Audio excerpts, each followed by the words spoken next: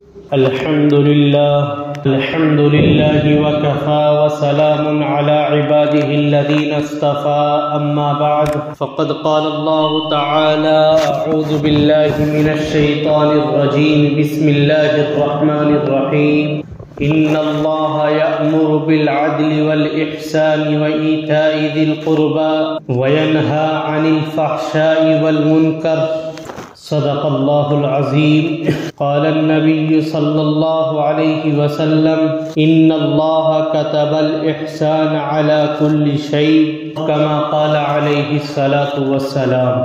عزیزان ملت، اللہ تبارک و تعالی نے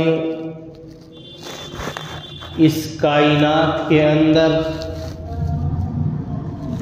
ہر ایک انسان کو دوسرے انسان سے مربوط کیا ہے، یعنی ایک انسان کا دوسرے انسان سے کسی نہ کسی طریقے سے اور کسی نہ کسی وسیلے سے تعلق اور رابطہ ہر وقت رہتا ہے۔ گویا انسان اس دنیا کے اندر اکیلے اور تنہا اپنی زندگی کو نہیں گزار سکتا، یعنی زندگی گزارنے کے لیے اللہ نے اسے بہت سی چیزوں کا محتاج بنایا کہ اگر وہ انسان ان ضرورتوں کو پورا کرتا ہے تو اس کی زندگی گزارنا اس کے لیے آسان ہو جاتا ہے۔ اس لیے اللہ نے سب انسانوں میں ان کی اقسام کے اعتبار سے اور مختلف اعتبار سے ایک دوسرے کی ضروریات کو دوسروں سے جوڑا تاکہ انسان آپس میں ملا جلا رہے، انسان کی دوسرے انسان سے آپس میں ایک محبت ہو اور ایک شفقت ہو تاکہ زندگی گزارنا آسان ہو جائے، اور زندگی کے اندر جو مشکل لمحات اور پریشان کن حالات اس کے اوپر آتے ہیں وہ ان کو بآسانی ان سے درگزر کر سکے اور ان کو مکمل کر سکے۔ اس لیے اللہ نے ایک کو دوسرے سے جوڑا تاکہ ایک دوسرے کی زندگی آسان ہو جائے، کیونکہ اگر یہ انسان صرف اور صرف اپنی ہوس کے اندر اور اپنی خواہشات کے اندر پڑتا ہے تو اس کو مشکلات کا سامنا کرنا ہی پڑتا ہے۔ جب یہ انسان دوسرے انسان کے احسان کو بھلا دیتا ہے اور دوسرے انسان کی اس کے اوپر کیے ہوئے اخلاق اور کردار کو بھول بیٹھتا ہے تو وہ انسان پریشانی کے اندر مبتلا ہوتا چلا جاتا ہے۔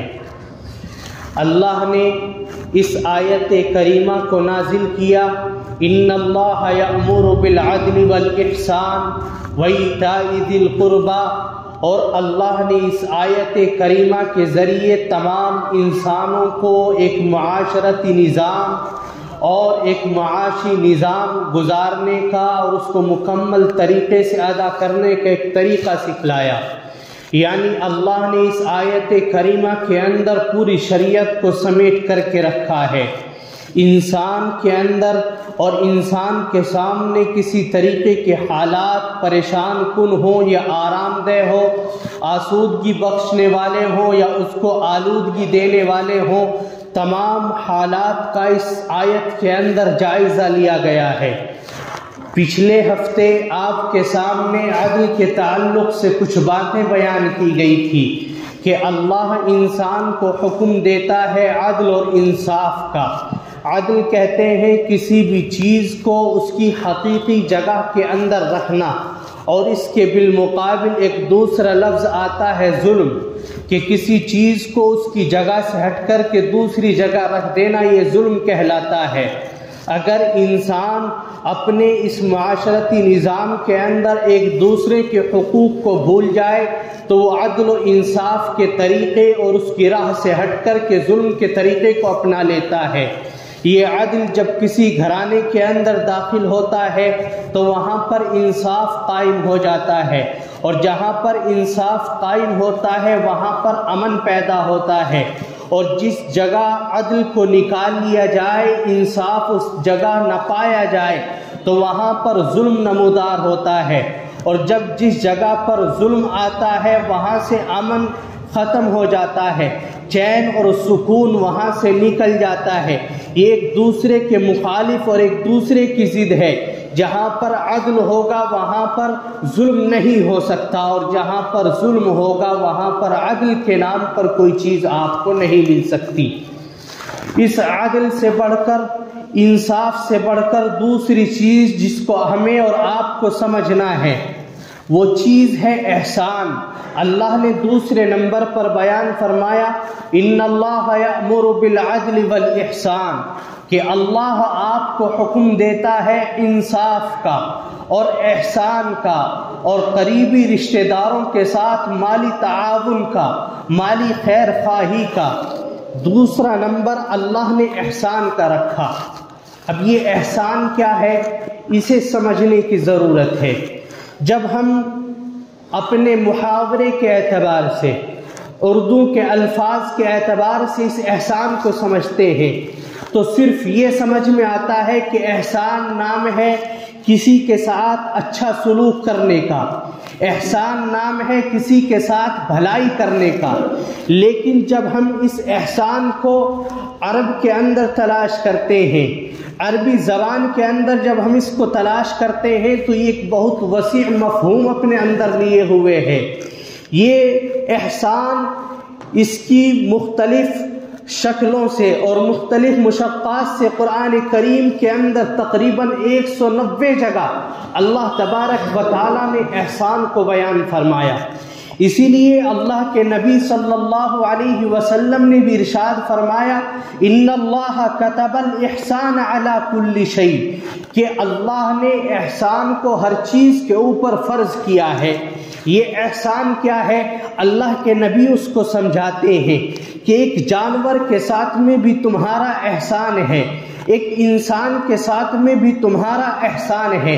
جانور کے ساتھ احسان کیا ہے، اللہ کے نبی فرماتے ہیں کہ جب تم کسی جانور کو ذبح کرو تو اس کو اس طریقے سے ذبح کرو کہ اس کو زیادہ تکلیف نہ ہو، یہ جانور کے ساتھ میں احسان ہے۔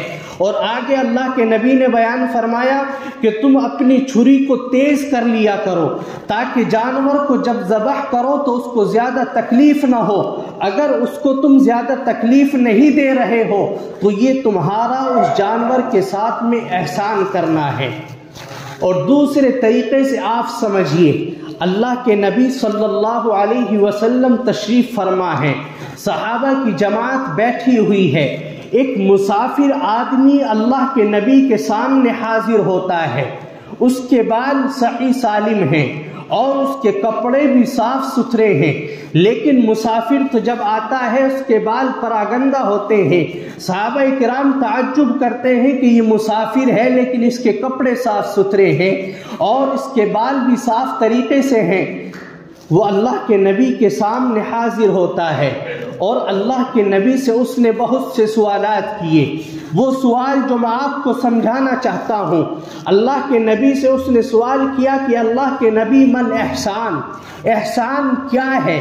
تو اللہ کے نبی نے اس کا جواب دیا ان تعبد اللہ کأنک تراہ، کہ احسان یہ ہے کہ آپ اپنے رب کی عبادت کرو گویا کہ آپ اللہ کو دیکھ رہے ہیں، اور فَإِن لَمْ تَكُنْ تَرَاهُ فَإِنَّهُ يَرَاكَ، اگر آپ کے اندر یہ کیفیت اور آپ کی نماز کے اندر یہ صورت پیدا نہیں ہو رہی ہے کہ آپ اپنے رب کو دیکھ رہے ہیں، تو آپ کا یہ گمان اور یہ خیال اور اس بات کا دھیان رہنا چاہیے کہ جس ذات کی آپ عبادت کر رہے ہو، جس ذات کے سامنے آپ سجدہ ریز ہو، وہ ذات، وہ رب کائنات، وہ اللہ تبارک و تعالی آپ کو دیکھ رہا ہے۔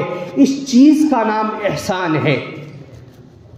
وہ شخص سوال اس کے مکمل ہوئے چلا گیا، صحابہ کرام نے عرض کیا کہ اللہ کے نبی یہ شخص کون تھا؟ اللہ کے نبی نے سمجھایا کہ یہ شخص حضرت جبرائیل علیہ السلام تھے جو تم کو تمہارا دین سکھلانے کے لیے آئے تھے۔ سب کچھ جاننے کے باوجود وہ میرے سامنے اس لیے آئے تاکہ لوگوں کو اور امت مسلمہ کو، صحابہ کرام کو سمجھنے میں آسانی ہو۔ وہ سوالات جو کسی کے ذہن کے اندر نہ آتے ہوں، وہ سوالات حضرت جبرائیل علیہ السلام نے میرے سامنے آ کر کے کیے اور میں نے ان کا جواب دیا۔ اس حدیث مبارکہ کے اندر اللہ کے نبی صلی اللہ علیہ وسلم نے احسان کو سمجھایا، اور احسان کی مثال عبادت کے ذریعے اللہ کے نبی صلی اللہ علیہ وسلم دے رہے ہیں کہ نماز کے اندر بھی احسان ہے، یعنی نماز کے آپ ارکان کو ادا کرتے ہیں، آپ نے رکوع کیا، آپ نے سجدہ کیا، یہ نماز کے ساتھ عدل اور انصاف ہے، یعنی نماز کے ارکان کو اس کے طریقے سے ادا کرنا یہ عدل ہے۔ لیکن نماز پڑھتے ہوئے اس کے ارکان کو ادا کرتے ہوئے اس رب کائنات کا خیال رکھنا اور اپنی اس عبادت کے اندر، نماز کے اندر خشوع خضوع کو اختیار کرنا، یہ احسان کہلاتا ہے۔ یعنی انسان جب عبادت کرے تو اسے یہ محسوس ہو کہ وہ اپنے رب کو دیکھ رہا ہے، لیکن اگر یہ کیفیت اس کی عبادت میں پیدا نہیں ہو رہی ہے تو یہ کیفیت ضرور پیدا ہو کہ رب کائنات تجھے دیکھ رہا ہے جس کی تو عبادت کر رہا ہے۔ اگر انسان کے اندر یہ کیفیت احسان کی پیدا ہوتی ہے تو اس کی نماز کے اندر خشوع خضوع پیدا ہوتا ہے، اور جس نماز کے اندر خشوع خضوع پیدا ہوتا ہے، جس نماز کے اندر اخلاص ہوتا ہے، وہ اللہ کے یہاں قبول ہو جاتی ہے، اس کے یہاں قبول ہونے میں کوئی شک و شبہ نہیں رہتا۔ اسے کہتے ہیں احسان۔ اور بھی مختلف طریقے سے اللہ کے نبی صلی اللہ علیہ وسلم نے احسان کو سمجھایا۔ احسان اب صرف یہ نہیں کہ صرف نماز کے اندر ہی احسان ہو، بلکہ آپ کی نماز، روزہ، زکوٰۃ، اسی طریقے سے آپ کی پوری زندگی جو عبادت ہے اس کے اندر اللہ نے احسان کو رکھا ہے۔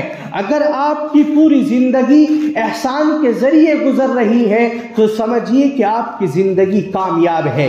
ایک چیز عدل میں نے آپ کو سمجھایا جو پچھلے ہفتے بھی بیان ہوا، اس عدل سے آگے بڑھ کر کے احسان اگر آتا ہے تو عدل سے بھی کہیں زیادہ بڑھ جاتا ہے۔ حضرت علی رضی اللہ عنہ فرماتے ہیں کہ عدل کہتے ہیں کسی چیز کو اس کی جگہ میں رکھنا، اور احسان کہتے ہیں اس سے آگے بڑھ کر کے آپ زیادتی کریں، بھلائی کریں، احسان اور سلوک کریں، اس کو کہتے ہیں احسان۔ میں آپ کو آپ کی مثال دے کر کے سمجھاؤں۔ ایک شخص کے دو مکان، ایک مکان گلی کے اندر ہے، ایک مکان روڈ کے اوپر ہے، دونوں کی جگہ برابر ہے، دونوں کے اندر منزل بھی برابر بنی ہوئی ہے، لیکن دو بیٹوں کو جب وہ مکان تقسیم کر رہا ہے تو انصاف کا تقاضا یہ ہے کہ جس بیٹے کو وہ گلی کا مکان دے رہا ہے اور جس بیٹے کو راستے کا مکان مل رہا ہے، روڈ کے اوپر جو ہے چلتے راستے پر، اس کی قیمت زیادہ ہے، تو جو اس کی زیادہ قیمت بنتی ہے وہ اس زیادہ قیمت کو اپنے دوسرے بھائی کو سونپے۔ اسے کہتے ہیں عدل اور انصاف۔ لیکن وہ چھوٹا بھائی جس کو گلی کا مکان ملا، وہ اپنے اس مکان پر راضی ہوتے ہوئے اپنے بڑے بھائی کو وہ مکان دے دیتا ہے جو بڑے راستے پر ہے، سڑک کے کنارے جو مکان ہے وہ اس کو مکان دیتا ہے اور کہتا ہے کہ جاؤ میں نے آپ کو معاف کیا، آپ اس میں رہیے۔ اسے کہتے ہیں احسان۔ عدل سے آگے بڑھ کر کے جو چیز آتی ہے وہ احسان ہوتا ہے، اور جب یہ احسان زندگی کے اندر داخل ہوتا ہے تو زندگی خوشنما ہو جاتی ہے، زندگی کے اندر چار چاند لگ جاتے ہیں، زندگی پھول بن جاتی ہے۔ اور جب یہ احسان نکلتا ہے، احسان وہاں پر نہیں ہوتا، انصاف تو قائم ہوتا ہے، امن بھی وہاں پر آ جاتا ہے، لیکن اس زندگی کے اندر نورانیت اور اس زندگی چمکدار نہیں بنتی ہے۔ آپ اپنے گھر کی مثال سے سمجھیے، گھرانے کے اندر چند بہویں ہیں، چند نندے ہیں، اس گھر کے اندر ایک فیملی، بڑی فیملی ہے۔ اب کوئی ایک عورت کام کرنے کے لیے تیار نہیں، ایک دوسرے سے پیڑ لگی ہوئی ہے، وہ کام کرے گی تو میں بھی کام کروں گی ورنہ تو نہیں۔ اب بڑے گھر کے ذمہ دار وہاں پر عدل کرتے ہیں، سب کی باری منتخب ہو جاتی ہے کہ فلاں کو ناشتہ تیار کرنا ہے، فلاں کو دوپہر کا کھانا بنانا ہے، فلاں کو شام کا کھانا تیار کرنا ہے۔ اسے کہتے ہیں عدل اور انصاف۔ لیکن اس کے باوجود وہاں پر دلوں کے اندر کشیدگی باقی رہے گی، دلوں کے اندر پیچیدگی باقی رہے گی۔ لیکن اگر وہیں پر احسان کا مادہ پیدا ہو جائے کہ دوپہر کو کھانا تیار کرنے والی جو بہنیں ہیں، وہی بہن شام کو بھی اپنی بہنوں کے ساتھ میں ہاتھ بٹائے کہ تمہارا کام زیادہ ہے، میں تمہارے ساتھ میں لگ کر کے کام کر دیتی ہوں، اس کو کہتے ہیں احسان۔ جب یہ احسان اس گھرانے کے اندر داخل ہوگا تو اس گھرانے کا ماحول خوشگوار بنتا چلا جائے گا، اس گھرانے کا ماحول خوشنما بنتا چلا جائے گا، اور جب وہاں پر محبت قائم ہوگی، اس محبت کی مثال آپ کو کہیں نہیں مل سکتی۔ اس چیز کا نام احسان ہے۔ آج دنیا کے اندر ڈنکا پیٹا جاتا ہے۔ ہمارے بہت سے نونہاد نئے تعلیم یافتہ وہ بھی کہتے ہیں کہ مساوات قائم ہونی چاہیے، مرد اور عورت کو برابر کے حقوق دیے جانے چاہیے۔ اصل بات یہ ہے کہ اللہ نے اس دنیا کے نظام کو اپنے طریقے سے پیدا کیا ہے، اپنے طریقے سے بنایا ہے۔ عدل کا طریقہ اللہ نے اس نظام کے اندر رکھا ہے، مساوات کا طریقہ نہیں رکھا۔ اگر مساوات کا طریقہ ہوتا تو اللہ رب العزت سب کو گورا پیدا فرما دیتے، کالا کوئی نہ ہوتا۔ اگر مساوات ہوتی تو سب مرد ہوتے، عورت کوئی نہ ہوتی۔ اگر مساوات ہوتی تو صرف سب کو اللہ عورتیں بنا دیتا، مرد کی ضرورت نہ رہتی۔ اور اگر مساوات ہوتی تو اللہ سب کو لمبے بنا دیتا، پست قد کی ضرورت نہ رہتی۔ لیکن اللہ کا نظام مساوات سے نہیں، اللہ کا نظام عدل سے چلتا ہے، اللہ کا نظام احسان سے چلتا ہے۔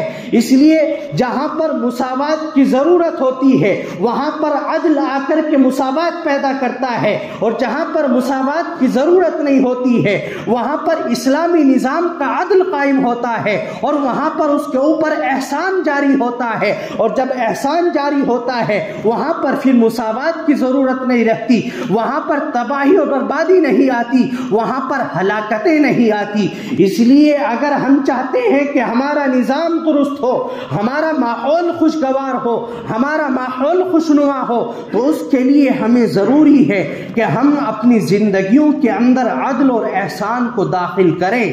اللہ رب العزت مجھے اور آپ کو دین کی صحیح سمجھ عنایت فرمائے۔ وآخر دعوانا الحمد للہ رب العالمین۔